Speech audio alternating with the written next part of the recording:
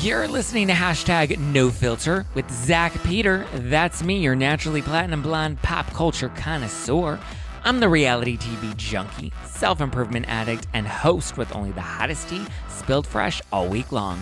Those balls have gotten you in trouble, though. Yeah. They picked us because we're horny. Yeah, right. And that's your chronic state. 24/7. My life has changed so much that it's almost like a completely different life. From the latest news on the Real Housewives, I'm so happy to be here and engage with you. deep dives into celebrity legal scandals, and unfiltered convos with your favorite stars, I've got you covered. And yes, I always keep receipts. She went from next level basic to next level mama of two, wifey, top charting host of the Straight Up with Stassi podcast, and New York Times bestselling author who's already selling out of her new Mommy Dearest tour. Please welcome Stassi Schroeder. Thank you. What an intro that was. That made me feel so good about myself. Thank you. Or should it be Stassi Schroder Clark? Oh, so are we doing the Clark? I technically, We're my KKW passport, everything, I am Clark. Yeah, we are KKW now. Yep, that's what it is. But I mean, I feel like I don't go by that. Maybe I should. Maybe I should like switch over professionally. To use both names or Stassi just Schroder drop Clark. Schroeder? Oh, you're going to do all three. I feel like it would be three. I can't drop Schroeder. Yeah, It's just, Stassi it's a Clark part of would me. be such a big change, too. Yeah, I just like don't know if I could deal with like the death of Schroeder. Well, You know? I wouldn't say we're going to kill Schroeder. We're We're gonna like you know how you hide your photos on Instagram? We're just gonna hide it. We're going to X out the yearbook photo. I love it. Congrats on baby number 2. Thank you. Are you ready? Do you feel like you're ready for 2? You know, Yeah? like I don't get that, but I will find out. Well, yeah, your family's growing. You have the pups, you have the hubby, you got like the whole family down. Is the know. minivan coming next? I mean, Beau wants a minivan so badly, let and him. like every day that he asks me, I get like closer and closer to being like, "Fuck it, let's do No! this. Let's just lean in. Let's my just God. lean in." I literally will not even ride. This is so terrible of me, and I sound like such a twat. But like, if I get an Uber that's a van, I'll cancel and reorder. Why? I love the seats. I hate the door, like when it goes, and it's like the slowest transaction. And then I'm like, people are gonna see me get in. I can't like run into it because you have to wait for the door to open so slowly. And then I never know if it's a slidey closey one or an electric one. And then they get mad at you if you don't close it right. And I don't fuck with Ubers. I Wait. mean, I don't fuck with vans. Zach, that is really funny. Like, you know, when somebody says, like, asks you, like, what's something weird that people don't know about you? That's so specific and strange that, like, you're out there canceling Uber drivers because of their vans. Yeah. And the worst part is my mom lives in Alhambra, which just is like van central. So every time I Uber to and from her house, it always ends up being a van. I'm like, I will wait 20 extra minutes. How do you get anywhere? I wait, I cancel, I refresh. Uber hates, I pay so many cancellation fees because I'm like, I can't do it. Oh my God. All right. Well, if I decide to lean into van life, I will block you from viewing my Instagram. Thank you. I appreciate that. No, I was in Nashville last year, and I remember explaining to the group that I was with, I was like, I don't ride in Uber vans. And so one of them called us an Uber, and it was this like neon green van. And I was like, you guys have got to be shitting me. And they thought it was the funniest thing.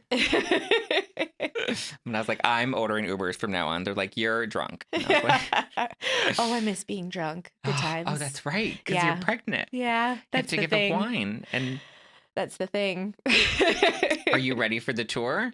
You can't drink on the tour. No, so like that's so funny because before we decided to try and get pregnant, I was like, well, but we're planning a tour. Yeah. I'm like, I can't go on tour and not drink Aperol spritzes and rosé. Like the last time we toured, like that's all you do. Yeah. You know, like it calms the nerves. We drink on stage ahead of time, but afterwards we stay up like dissecting the show until 2 a.m, like having fun drinking in our hotel room. So I'm like, I can't just like go on tour if I get pregnant, like, and be sober. And then I'm like, what am I talking about? Like I'm putting off having a baby because I want to be able to drink Aperol spritzes on tour. Like that's insane. Yeah. And so I'm really leaning in this time to like sobriety tour life. I'm like excited to see what I'm going to be like. I already feel more focused. Yeah. I truly do. Like writing this show and planning everything, I feel way more focused and like energized, and now to go on stage and not have alcohol to rely on to calm me down. Yeah. I feel like it's just like I have to just rely on my inner powers to calm myself Meditation. down. breathing practices. You're gonna have your AirPods with your meditation music on YouTube. Yeah. Oh my gosh, I could not imagine doing tour sober. I mean, it's gonna be fun. You're gonna have a blast. No, it totally is. And the fact that I get to do this with Beau and my best friend Taylor Strecker comes with us and opens for us and is a part of the show, like, it's a really fucking good time. Like, I understand why, like, the Partridge Family, like, you know, like, that was the thing. Were they like a real family, or was that just the show? Are they real family? We need to Google that. No, they're not. They're not. It's a fake show. The Jackson 5. Okay. I understand why a family wants to tour together, because it's like, it's fun. I don't know if I could tour with my family. Well, I I guess, have yeah, to it be in depends on the control. family. Well, yeah. Well, and you're running I'm the the ship. boss. Yeah, you're Yeah, I'm the driving boss. the As bus. long as Like, you're the it's- boss of it. yes, Yeah. I would be okay in that sense. But no, we just took our first family vacation, like all of us, like all the kids and both of our moms in January for my sister's 18th birthday, and it was it was actually a lot of fun because we went to Mexico and everybody at that point was 18, so we like enjoyed it and celebrated. That sounds like a lot of fun. But so actually traveling with my family wasn't that bad. So maybe We you just should did think of it. touring with them. That's pushing it. So what would you say makes this tour different from the last tour? In terms of like the content, or Yeah. in terms of how I'm viewing it? Oh, well, I think that with it, when you're going on stage as yourself, you know, I'm not like putting on a play for Yeah. people. I think that it's the content, it's what you talk about. That's like what's so different about it. So is it going to be more family life, or are you going to talk like hot topics? Both, all of it. Yeah. Like it's kind of like updating people on what's been going on for 3 years. Because when I did the tour last time, Vanderpump Rules was airing, people knew what was going on in my Yeah. life. I talked a lot about getting engaged, planning a wedding, things like that. That part of my life is done. So it's kind of like, you know, joking about everything that's happened in the last 3 years, while also talking about pop culture, because we have a pop culture hour segment and a segment Pour It Out that I have on my podcast where I get to like answer questions from the audience about like their own problems. So it's a little bit of everything. So there's something for everyone. It's not like super mom focused. Well, I mean, I'm excited. It's been selling so fast. I didn't get to get my LA tickets because it sold out like I'll that. put you I was on the like, list. boom, boom, boom. All the dates look sold out. So congrats. Thank I'm you. very excited because I was sad that the last tour got cut short. But now it's like, do you feel vindicated that you launched the second book, you are going back on tour, and now it's like the audience grew with you and they are continuing to ride with you? It's not that I feel vindicated. I feel just like, oh, fuck, thank God. You know, because there were so many moments over the last few years where I was just like, I'm not the same person anymore. Yeah. And when you're on a reality show for so long, you get used to like what makes you matter to people is the drama. Yeah. You know, the drama with your friends, with your significant other, talking about other people and talking about your friends. And so because that's not really my life so much anymore, there were so many moments where I'm like, am I still interesting to people? Yeah. Are people going to care? Are people still going to show up? Yeah. So I just feel like, fuck, thank you. Thank you for still caring right now. Like, thank you. Like I just feel really grateful. Do you feel like there's less drama in your life now that you're not on the show? Of course. Yeah. Yes. Was there pressure to like always kind of look for the drama? Whereas, Of course. I feel like when you're on a show and when you're off a show, like when you're on it, you look for the drama, but when you're off the show, you like try to avoid drama at all costs to costs. avoid. That is so accurate. You can't be on a reality show and not live for the drama because that is quite literally what your job is. Yeah. It is to go into work every day and talk shit or confront someone or stir the pot. Nobody wants to watch everyone sitting around eating. Yeah. You know what I mean? Like it just doesn't it doesn't entertain people. Yeah. So yeah, now that I'm out of it, no, I don't really have that much drama in my life. And it's so interesting when I'm around my friends that are still on it. I get to hear, they get to unload on me and I get to hear all about it, but it's nothing that like has anything to do with me. Do you feel like, you know, your relationship with Beau was able to kind of stay a lot more stable because you didn't have the cameras on? Because I feel like it puts pressure on relationships. It totally does. I wonder about that all the time because, you know, when you go through something like being fired, you like have to look at the bright side of things so that you can like mentally survive it. And there were a lot of times where I'm like, Beau, who knows if we would have stayed on Vanderpump Rules together, like there would have been a moment and there would have come a time where it was our turn for everyone to just like dig into what's wrong with us as a couple, because that's just what happens. Like if you've been like riding high on a wave on for a few seasons and like no shit has come to you, eventually people are going to be like, okay, let's look at them. And who knows I what would heard have a happened. rumor and I saw a DM and it becomes that whole thing. Totally. Which I think has just kind of become fatiguing with reality TV in general, is it's, you know, people have stopped living their lives more organically. I mean, then you have like great scandals that break and then like that keeps shows alive. But like, you know, I feel like as an audience, we're also just like more interested in people's lives in a different way. And I think that's what's like made people so interested in you and continuing to follow your journey through like momhood, is it's like now there is a different way. Whereas a lot of reality stars are even now getting into vlogging and sharing their lives in different ways that they have a little more control over, but that feels a little more intimate.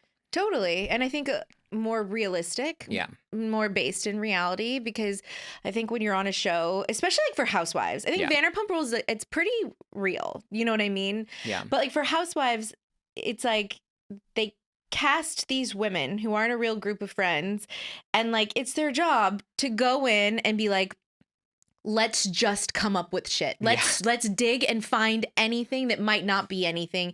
And that, I feel like that's getting fatiguing. Yeah. Where it's like, okay, all right, you know. How do you think you would have proceeded with the show if you didn't get fired? Who the fuck knows, honestly? Yeah. I really don't know. I don't know how I would have handled being pregnant and having kids. I don't know. So like, would I been doing the same shit? Like, I don't know. And yes, I feel so protective of my daughter. And like, would I have put her on? Yeah, I would have, because I wouldn't know any different. I was so used to this being my life. It's wild. Like once you're out of it for so long, how you see things in such a different light, just through a different lens of like, wow, like I was living my life like, my opinion, my thoughts, my problems were the only thing that mattered. And I thought everyone fucking cared about it, because that's what your producers make you think, you know? And to some level, you do believe it, because that's what's dependent on the ratings and picking up for another season. And that's all anyone asks you about when you do interviews and things like that. They're like, okay, so what's your opinion on this person? It's like mind trippy. So do you think motherhood would have changed your character on reality TV? I sure hope so. I mean, like, otherwise, like, I'm a monster at my core, right? I don't think you're a monster. No, I don't think I am. No, I'm saying if motherhood doesn't change you, then you are a monster at your core.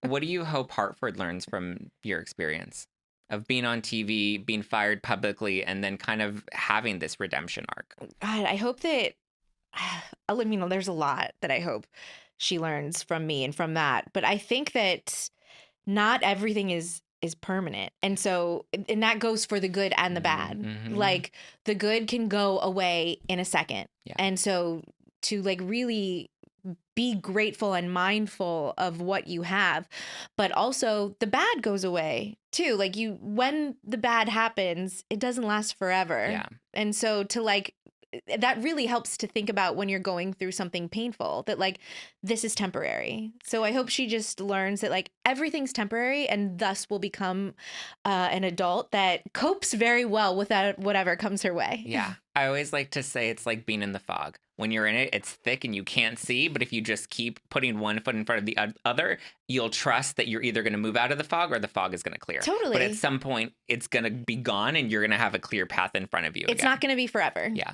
Mm-hmm. But it's hard. Sometimes when you're caught up in those moments, it does feel debilitating and it does feel like there is no way out. But it's just about putting one foot in front of the other. Totally.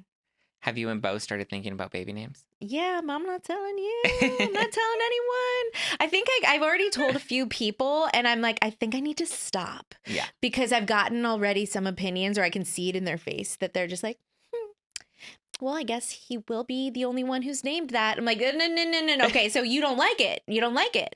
So, no, I'm going to keep it to myself from here on out. How was the announcement this time better? I mean, obviously, this time you had more control over the announcement than with your first pregnancy. Mm-hmm. Did you have any resistance with, like, even announcing it? No, I was so excited. Yeah. I really was.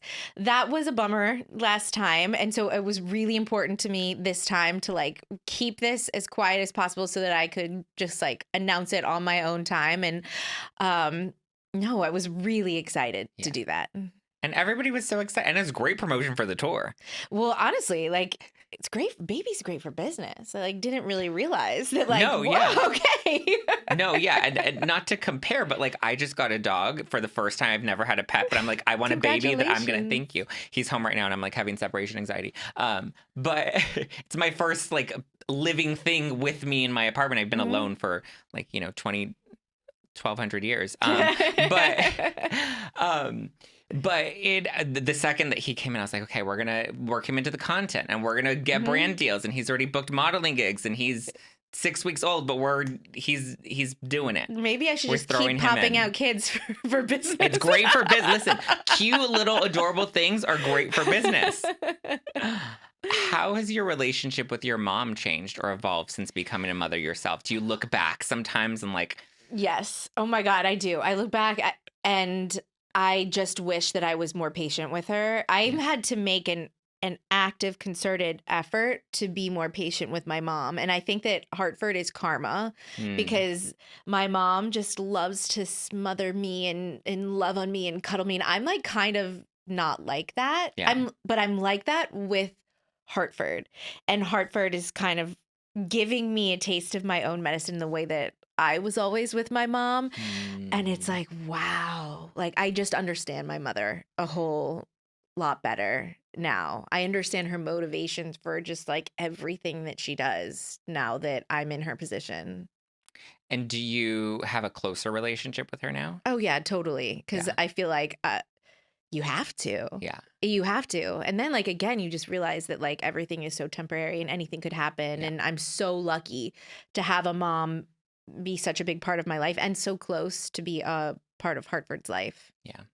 I loved the 32 lessons that you wrote out in the book. That chapter literally made me cry. Really? It did. I was like, it hit me in a way that I didn't expect it to, but it was just so sweet. And you could just feel the love that you have for her in the lessons that you wrote out. Even when they were fun or cheeky, they were still just like the love came through. Thank you. Well, in the newest edition, the paperback, I wrote an extra chapter and it's an additional set of lessons. Great. So you're just going to make me cry even more. I will bring that for you. So do you think that like basic mommyhood is like kind of the next arc in the next book, the next direction? I think that being a mom is the biggest part of my life, but it's not what like defines me. I don't think that that's my story to tell. I'm a mom just like so many other women, and we've been doing this since the beginning of time. Nothing I'm doing is special compared to anybody else. So I don't feel like I'm an authority on motherhood. And like because everyone, like half of the females decide to be, what's the percentage of women who've decided to become a mom? Whatever that percentage is, a lot, like they're all doing it. So what makes me an authority on that? I just don't feel like that's something I have a right to lean into yet. And I don't know if anybody ever is an authority, because even experts, like you'll have two experts that have two completely different parenting styles. Yeah. And it's just going to work differently for every. Yeah. No, this is, I'm leaning into it for the sake of the tour. Yeah. Because like this can't be ignored. Yeah. But there's more to me than just being a mom. So are you gonna bring Hartford like to all the tour stops with you? No, I think that's impossible. Yeah. That's like a different flight every day. And there is nothing more painful than flying with your kid. Yeah. So I can't do that to myself. My mom will be watching her. And everybody that's traveling with you. Yeah. They would love it. Not ideal. Baby on board. No, I mean, I think the tour is going to be great. And I think, people are excited to see this because aside from the podcast, we really haven't, and the book, but this is like your first like experience back. Because because we were still kind of in lockdown when the book came out, like things were still a little trepidatious and big events weren't like nobody was doing tours. Yeah, it's just another avenue. I'm really excited. No, I feel like people haven't like heard from me in a while, except for my podcast and the book. So it's fun to like be able to see people IRL. Yeah. Mhm. Is there another book in the works, or like what's the next There chapter? is. Oh. There is. But like I'll save that for my own podcast. You know what I mean? I like that. See, this is why it's hard when you have mommies on, because they're pregnant and they're sober and you can't liquor them up to spill some tea. Okay, so no baby name, no book concept. No. Sorry. Okay, what are your thoughts on Scandoval? Oh my gosh. I mean, I keep joking that like Scandoval has taken over so much that like my baby is literally going to come out talking about Scandoval. Yeah. It's like it takes up so much of my like brain space. I mean, you got to ask me a specific question about that one. I mean, when someone says, "What are your thoughts on Scandoval?" What do you there's say? so many There's thoughts. too many. There are to too many of them. have. Like it's always ever ending. What's your take on the fact that like they really don't, both Tom and Raquel really don't seem to have much remorse? They're kind of just leaning into this, and I mean, it's kind of terrifying. And honestly, you know, I talked about a little bit about this on my own podcast. It's a little triggering. I know we overuse the word triggering nowadays. It kind of drives me nuts, but I can't think of a better word to describe than triggering for right now, because I only had like when that happened to me with like Kristen and Jax, that was nothing compared to what's happening to Ariana. That's nothing compared to what's happening to her. And I know what it did to me, and it made me not trust people. It made me crazy. It made me not a good girlfriend, not a good partner. It made me dark passenger, because I didn't trust that, you know, after the party, people if my significant other wanted to hang out with my friends, that was a safe space. And like, that's not a healthy way to think. Yeah. And now to be in a place where I've been out of Vanderpump Rules for so long, and to think like nothing like that happens anymore. Like we've all grown out of that. That was like because we were young and immature and didn't know any better. Like we're all better now. And to realize that not all of us are, and that some of us are capable of making even more painful and more horrible decisions. Yeah. It's like I'm like questioning everything.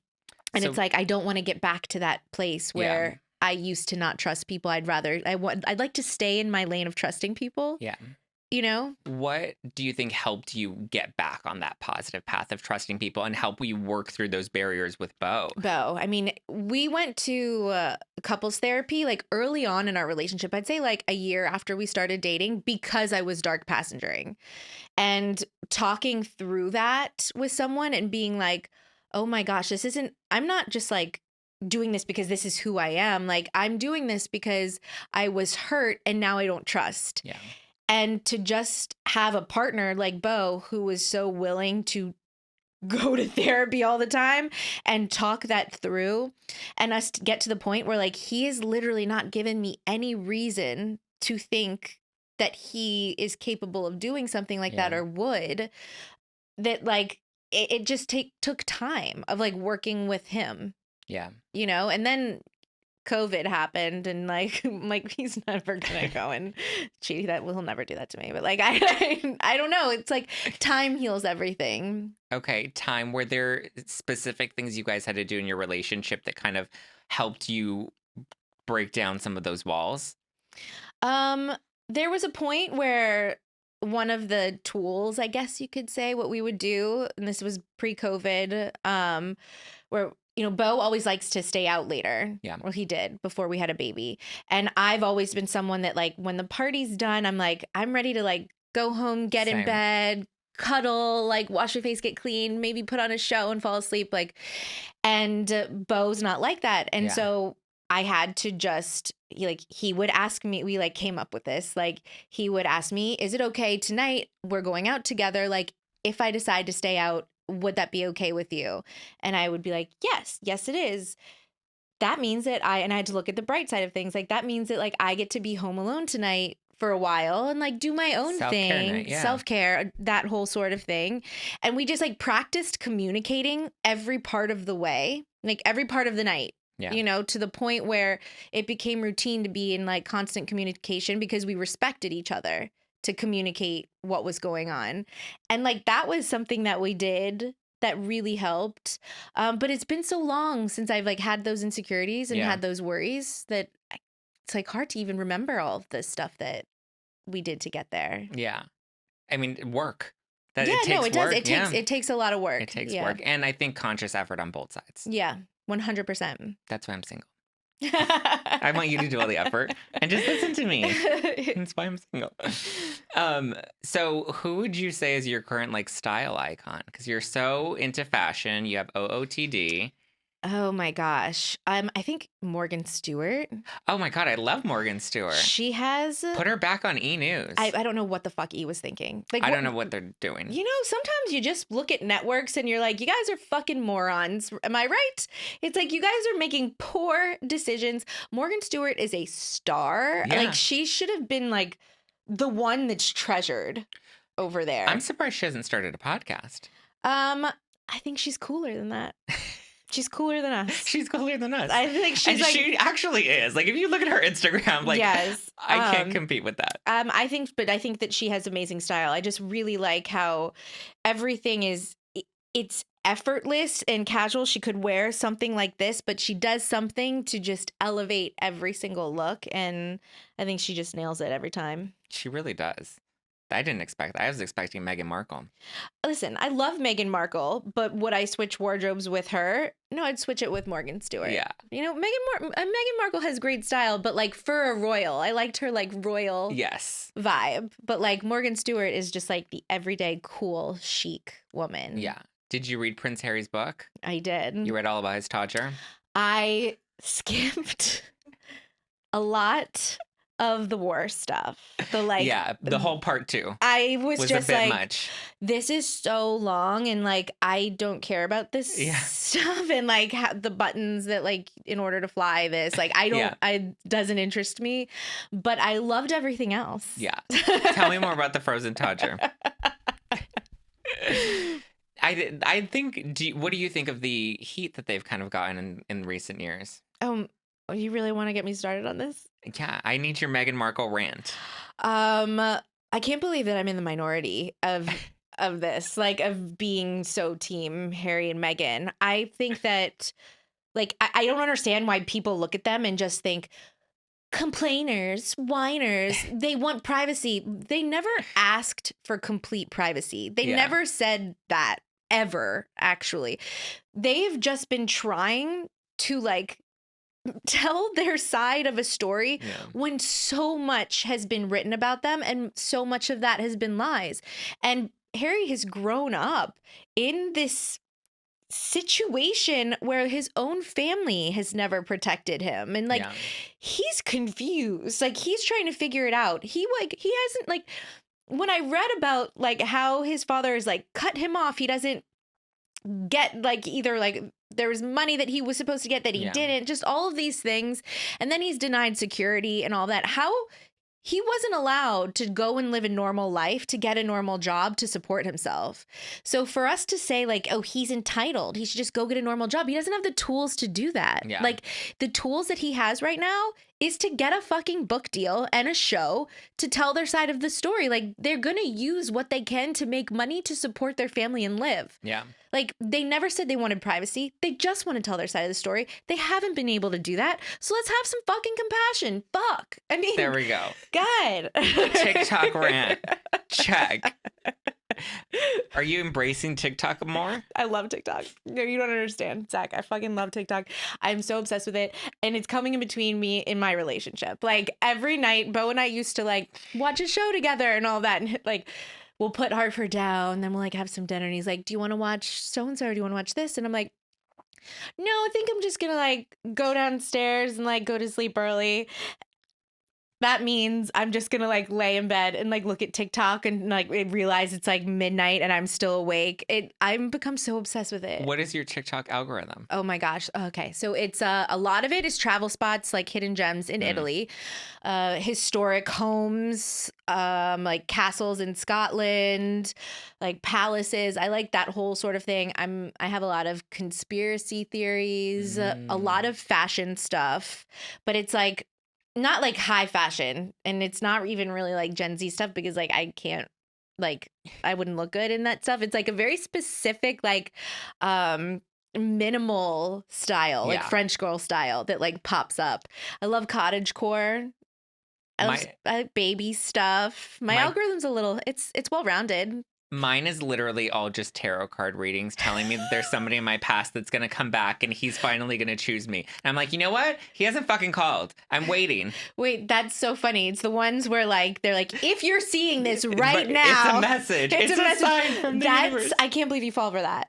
I don't fall for it. Well, yeah, clearly I do. Well, because I watch it and then I'm like, well, what are they going to say? And it's always the same bullshit. It's always the same bullshit. I've fallen for that a few times. So like, I didn't mean to judge you so quickly. I judge myself plenty. I get it. I've fallen for it a few times when they're like, if you're seeing this right now, it's because it's like a fucking new moon or solar eclipse or something. But you have to watch to the end. Yeah, and then you have to, you got to watch the video to the end always. But like, you should be doing a meditation in your bath while you light something on fire for like literally like anything good to happen to you for the next 5 years. Like that. Yeah. I have. And then there I am lighting my jade egg on fire. Yeah, pretty much. Mm-hmm. The Gwyneth Paltrow of it all. She's an icon. Agreed. The queen. She won her trial as she should. Yes, in style. In style. Yeah. Are there any style trends you're loving right now since you are such a fashionista? Or any that you hate? Like, I hate the bell-bottom jeans coming back. I hate the mullet. Is the mullet really back, though? It's trying to. Fuck it's those trying people. really hard. Like, I people. literally, no, my brother's like rocking. I'm like, don't do that to me. Stop. Like, I have to put you on Instagram and people don't want to see that. You're correct. Yeah. I'm really into the whole like florals thing happening where it's like I just ordered a bunch of like rose necklaces. I just ordered like 2 pairs of shoes that have like giant roses on them. I'm like, oh, I'm gonna lean so far into this, like very into the whole floral thing. So you're not into like the pretty little thing, fast fashion, like no, that's like the pretty little thing. That's like the Kim Kardashian-y like vibe. That's like never really been my vibe. Yeah. Like I don't really look. You always are more like a little French minimalist, like chic vibe. Thank you. With That's what I'm going slides. for. Yes. Okay, so I did have some listener questions that the Zack Pack sent in for you, Stassi. Are you ready? Yes, I like that. The Zack Pack. The Zack Pack. Ask Forever. That's the handle. Ask Forever on YouTube wants to know. My question for Stassi is, now that you have already had a baby, seeing how quickly your body snapped back, are you going to cut back? Are you going to cut yourself a break this time and not compare yourself to anyone else? P.S. I read both of your books, or actually, you read them to me on audio. I loved them, and I love you. Be kind to yourself. Love you. You were a beautiful pregnant then, and you still will be this time around. That is such a really sweet message. What's the handle again? Ask Forever. Ask Forever. That is so nice. Thank you. I don't want people to think that I snap back too quickly because I didn't, and I had to like really work hard at it. Like I looked at a lot of other pregnant women who were pregnant at the same time, like even Lala. Yeah. You know what I mean? She snapped back like that. It was like literally overnight. She had her baby and then like all of a sudden the hottest I've ever seen her.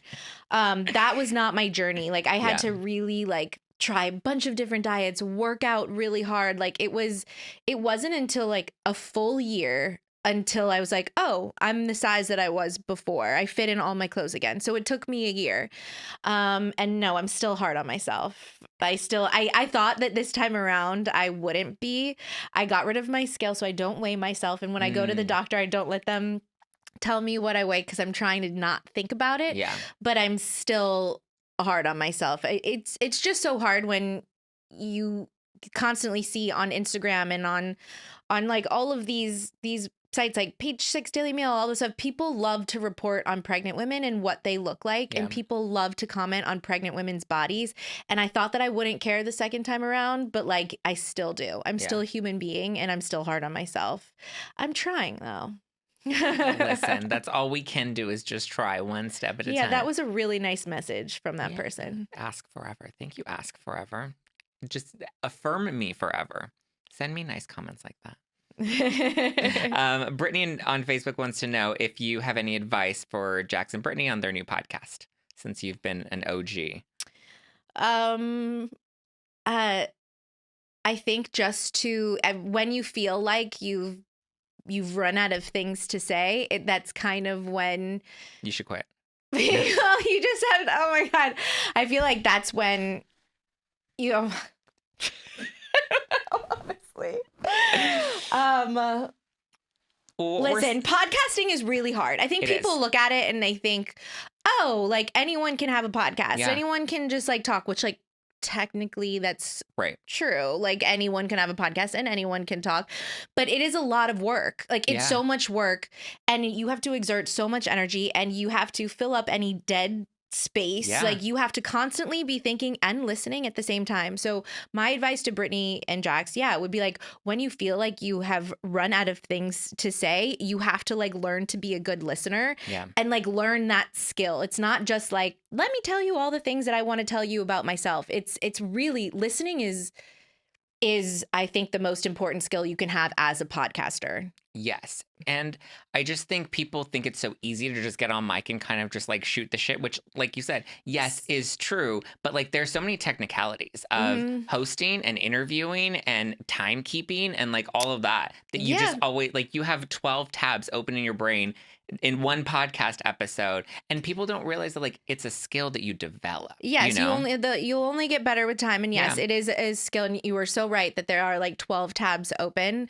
I think that is so accurate, and especially when it's your own podcast where people are listening for you, and also for the guests. So like you're not just an interviewer, because it's also your own podcast, and people are invested in your life too. So it's that dance, that fine line that you have to like nail, where it's enough of you and enough of listening and letting the other person shine. Like that's really hard to do. Yeah.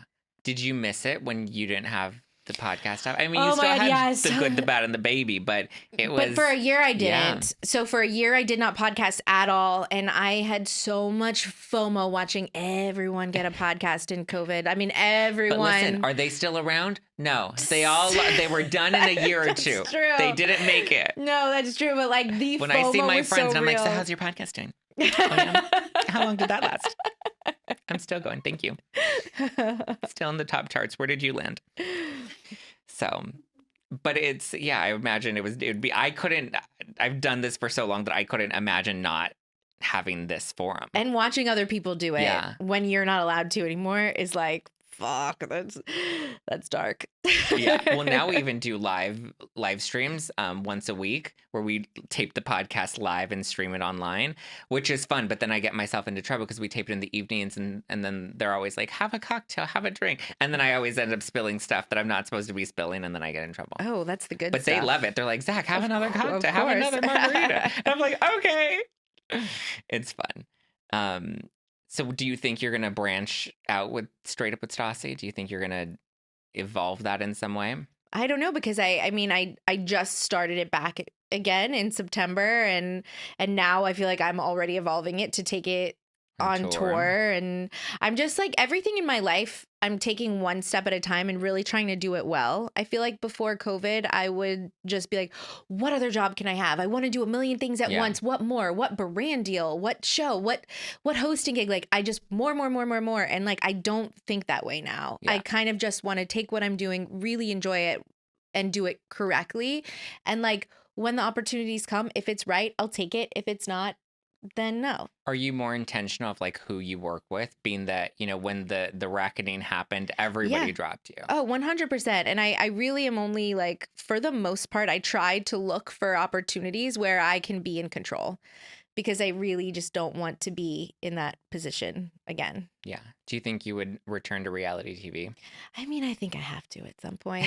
It's just like in my soul. Yeah. I don't know what that would look like just yet. But like, I mean, I can't see like the rest of my life happening and just like never going back on reality TV in some way. Yeah. Well, you did quit. What was it, season 3 or season 4? You took a little pause and then you immediately came right back. Yeah. Yeah, that was embarrassing. What was the moment that you knew you just like wanted to come or had to come? Like, did you have to call producers and be like, okay? Oh, no, they came out to New York and literally sat there coaxing me to come back. No. Oh, yeah. That's the best is when they're Oh, no, yeah, begging that was a really good feeling. That was a really good feeling. I had moved to New York and they flew out there and like we spent 2 days together of them being like, these are all the reasons you should come back. And eventually I was like, yeah, you're right. Yeah. But then I had left like again. Yeah. Like I didn't leave, like I don't think people remember the exact timeline of how it happened. When I left again, and that's when like the viewers really saw it. They did not come back to me. I had to go to them. And I had to ask to come back. And I'm like, I made a mistake. I'll come back. And that was like my groveling moment where like James made fun of me in the reunion. Like, I'm like, you're right. That's how it went. And we have the iconic comeback scene of you walking down the hallway holding a white bottle of wine. Yes, that was that. Mm-hmm. And it was like, and everyone was so excited to have you back. Even though we technically had you in both. Yeah, I was technically in both seasons. Yeah. Well, I love it. I love watching you. I can't wait to see you back on reality TV. Sarai wants to know what has been the biggest change for you with all of the growth and healing that you've done over these past couple years. Wow. Gosh, I think that I've been able to I've realized that there's so much happiness and joy in living a peaceful life. Like if you would have asked me a few years ago, like, is peace something that's on your priority list? I would have been like, get the fuck out of here. Like, no. Yeah. Literally no. And now, like, that's so important. Yeah. And I feel like that's living in peace is like really like what it takes to just like live a happy life, to wake up happy and go to sleep happy. And I think that that's something that I've learned, over the last 3 years. That's something that I want to pass down to my children, that like being in a peaceful situation is like really underrated. Yeah. Because then like your hormones are all balanced. Yeah. I love when my hormones, when I have a good, nice, warm cup of bone broth and I just feel balanced. I'm owning bone broth so hard since everyone dragged Gwyneth. Oh my God. Wait, so are you a bone broth? Oh, my freezer is stocked with bone broth. Okay, so when I gave birth to Hartford the first time, that was like part of my diet. I like spent like 6 months only eating bone broth for dinner. Like I would eat obviously during the day, Yeah. but my dinner was bone broth, and that was not fun. You have to add little spice. You have to add a little cilantro, some lemons, some jalapeno. I did, but like it's not fun. Let's not pretend. No, it's not fun. Let's not pretend it's fun. Not fun. I try to make it fun, but it's really not. No, it's like Uggs. Let's not pretend they're cute. Okay, Yeah. They're comfortable, but let's not pretend they're cute. Bone broth, great for you. Not fun. We should not bring Uggs back. I feel like people have been trying to do that again. No, I'm like a big fan of Uggs like in private. Yeah. But like, why are we trying to make them chic? No. They weren't chic back then. They weren't. No, it's no. I still will own them and buy them. Uggs and the little booty shorts that people used to wear out, the jean booty shorts. Oh yeah, I was there for that. That was the vibe. Did you rock that? I don't think I did, but like I saw, that was Paris Hilton, that whole crew. Yeah. Yeah. I've been loving her book lately. I need to read her book. It's actually good. I would recommend it. And I would recommend everybody go and order a copy of Off With My Head by Stassi Schroeder, now available in paperback. Thank you. Get tour tickets. The Mommy Dearest tour is happening right now. So many sold out shows already, so everyone should go and get their tickets like today and give Stassi and the podcast some love. Go give her a nice 5-star review on Apple, because we love 5-star reviews. We love validation here on No Filter. All the validation. Thank you, Stassi. No, thank you. This was so fun. I appreciate you coming on. Thank you.